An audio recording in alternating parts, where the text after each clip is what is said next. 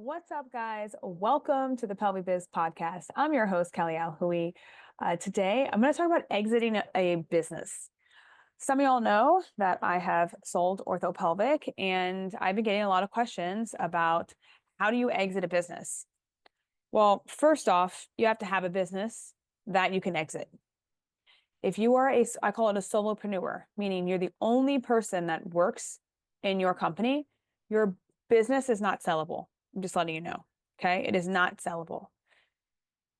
You typically want to have at least two therapists full time for a brick and mortar, just so you know, for brick and mortar. Okay. Two therapists, sometimes even two and a half, three, to truly be able to exit your building, and a manager and or an admin that has been on for a longer than a year. It's typically what they want to see. And I want to kind of walk through the journey of what it's like to exit a business in the grand scheme of things. So traditionally, what happens when you try to exit a business is you go and you look for a broker. A broker is someone that's kind of the middleman between you, your business, and someone else that's trying to acquire your business. So that could be like a large company like PT Solutions or, Benchmark or whatever it may be. And what happens is the broker is going to take 10% of the sale. So let's say your business was evaluated at $1 million. I'll get into evaluation in a second, but your business was evaluated as $1 million. They would take $100,000 just from the sale of your business, guys. And then taxes on top of that, that could be another 2K on top of that. So $1 million business, you're looking at maybe you're going to get maybe 700,000. That's if you used a broker and with taxes. Now, you also don't have to use a broker, just so you know. You could just find a solo person or someone potentially that works in your company, and you could sell it to them. And so this is why you want to ask around to see who is interested potentially in buying a business. That you can go to Facebook groups, you can go to other PTs or OTs potentially that may want to buy it. There are companies out there and even smaller ones, not as big as like PT Solution, but that potentially want to buy your business. Now, what I found during my search of this is when I would call these bigger companies, they're really interested in insurance-based models, which I was like, hello, cash-based, we have bigger profit margins than insurance-based, but it was still kind of a foreign language. So what I was finding when I was going through this whole process was this process was still kind of outdated, to be honest. And most people, the bigger companies wanted an insurance-based model, which I found fascinating. Because I'm like, isn't the bottom line for you guys just about like how much profit you can bring in? Well, this company is bringing in more profit than the one that you're trying to acquire that is insurance based. So again, it was just an interesting observation. A lot of them also were not ready really for a cash-based model. And they definitely weren't ready for a cash-based pelvic health model. So I found that just very interesting, to say the least, because I don't think many pelvic health cash-based clinics have sold. And so I feel that it's kind of more on the cutting edge part because many people don't have an experience in that. So I want to kind of jump into like how they evaluate your company and what is an evaluation based on. And this is really, really important for you guys because from the day that you start your company, so even if you're not trying to exit, but the day that you start your company to when you potentially do exit your company, you want to build the company to be profitable and sellable because then you create an asset for yourself. If the thing is not sellable, meaning you're just the one that's in the business and it's just all about you, it is not sellable because when you go away, the company cannot sustain because they don't have you in the thing anymore. That makes sense? Okay. So you want to create an asset that actually doesn't really involve you and that it can run without you.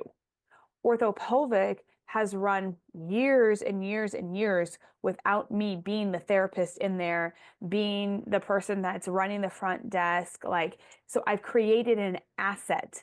The only reason why I was able to create an asset was because I created systems that did the thing for us and or taught my people how to perform the tasks that we needed done to them without me physically having to be in there. And so if you guys have a company right now and you're thinking, crap, I don't have systems that are automated or that teach my people without me or that things can't run without me, then you don't have a sellable business.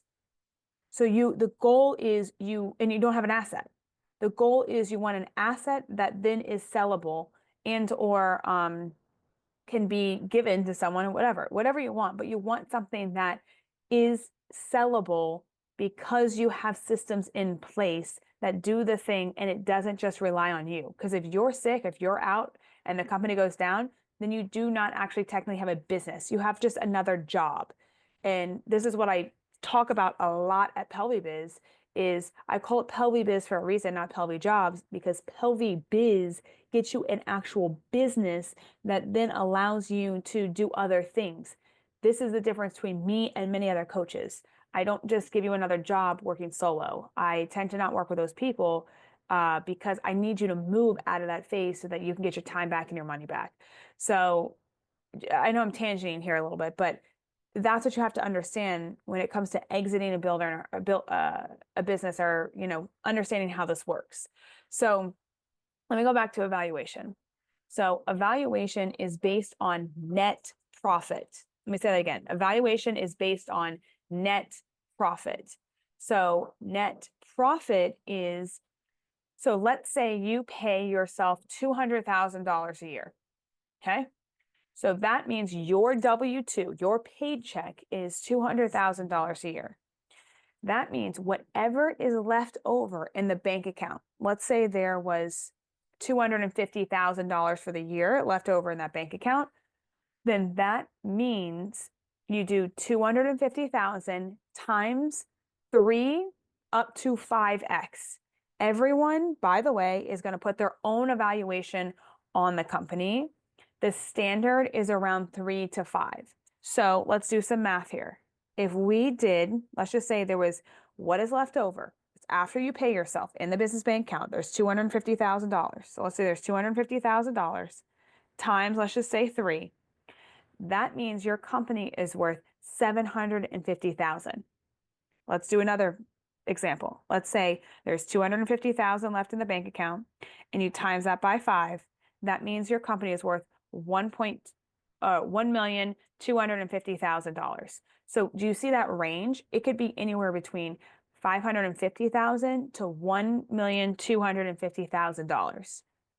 So that is the range that these people will be giving you. Some people give you more, some people give you less. Now, I did have orthopelvic evaluated. I'm not going to say that evaluation, but we did have it evaluated actually twice. So that being said, there was 2 different numbers. They were pretty close, but there were 2 different numbers there. And then you have to ask, okay, well, what buyer is willing to pay for this? And if it's a higher number, typically it's going to go to a bigger company. Not always though, okay? So just be mindful of that when you're thinking about, well, who's actually going to buy that? And you could have an evaluation, let's just say, of 750,000, but is someone actually going to pay that for your company? And how you get what your evaluation price is if you have systems and everything built out in your practice to where it's dummy proof. So just so you guys know, I had 2 offers very, very quickly on orthopelvic. One of the offers was, I'm not going to get into details of this, but one of the offers was solely because of the systems that I had in place. Like, I'm not kidding.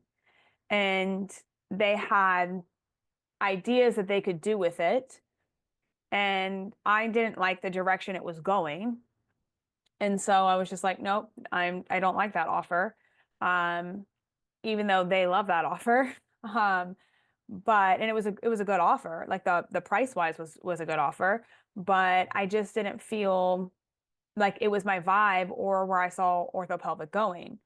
And so you just have to be mindful of that, of like, okay, well, maybe you find the buyer, but then what is the buyer going to do with the company? And what does that look like? Because ultimately, guys, this is your company and this is like your baby. You nurse it, you grow it, you spend so much time in it, you spend more time sometimes with it than your spouse. Like you nurture this thing from the ground up, right? And so you really have to think about A, what's the price that you want? B, what are you, willing to sell it for? Like, what's the bottom line that you're willing to sell it for? What does that payback look like? So there's many different ways to structure a deal. Sometimes you have to stay in the business for 2 months to up to a year. Sometimes you don't have that option and you can be completely removed when the business sells. Sometimes there's a buyback over many years, or sometimes the person gets a loan, pays you the lump sum up front, and then you get just the cash up front, and then they pay the loan off. Sometimes it's just a straight cash deal. Um, what else? How else can you do this? Um, so there's just many different structures that can be had. And basically, yes, you do have to hire a lawyer. It's probably going to cost you about $5,000 to draw up a contract and terms and look at that. And by the way, so this is another thing I learned in the sale of the business is uh, the things inside the business. Like we have a Pilates reformer or like the treatment tables and all that kind of stuff. That's actually a different sale that doesn't come with the business. The business is like your emails and your systems and like that's the business. So you sell the business, but then your assets inside the business, which is maybe be like your iPads and your computers and all that stuff, that's a separate sale. And then what makes it even more interesting, because I did own my office space, the office space, if you guys do own your office space, is actually a different deal. So the person that's buying it or the company that's buying it could get, could take over the building if they wanted to buy it. Or if you wanted to sell it, then that's a separate deal where someone else is going to have to sell it. Like, well, someone else is going to have to buy it. I mean, you sell it to someone else. So it can get very interesting with lots of deals going on at the same time. Um, but that's really kind of what it looks like. And just because I just want to be very clear on this, just because a company evaluates your company at this price, it's just who do you ideally want as the buyer to that? And what price are you willing to like come to and say, okay, I agree to let it go for this worth. Um, and so you gotta realize that. The other thing I would consider here is you have to look at net profit for the future. And you have to say, okay, well, what is it worth if I sell this thing? If I sell this thing, yes, I may get one lump sum, but if I don't sell this thing and keep this thing going, what could it also bring me year over year after year after year if you have stability in the company? If you don't have stability in the company, that's a different story. But if you have stability in the company, what does that look like? And so do you want to sell it? Do you not want to sell it? So there's all questions that you should be asking yourself. And if you need help, please just DM me at PelviBiz, and I can talk to you about it. But I just want to give some real insight because ultimately that's what I'm trying to do is trying to build every single one of you guys wealth and understand that by building wealth, you get your time back and you get to choose what you get to do and what you want to do. And that's just really cool when you are growing in life. So, but yeah, I mean, I'm trying to think of what else. It's just been interesting. It's been an interesting process to go through. And for me personally, if you haven't listened to my last podcast, you should go back and listen to it. But basically, I exited orthopelvic because I needed to hyper focus on pelvic and I knew that that's ultimately where my passion was, and I had to hyper focus. And so that's personally why I decided to sell and move into the new era of, Kelly Alhui and what that looks like. So Just wanted to come on and give you guys some insight because I know, as I even explained in the beginning of the podcast, many people do not know what this looks like in a cash-based model, let alone a cash-based pelvic health model to exit a business. And I can tell you from speaking to many of these dudes, they were just like, I don't know what to do with this. So just really fascinating. And I do have a lot of insight on it. So if you need help, happy to reach out and work with you to get you, the information that you want. So, all right, guys, bye.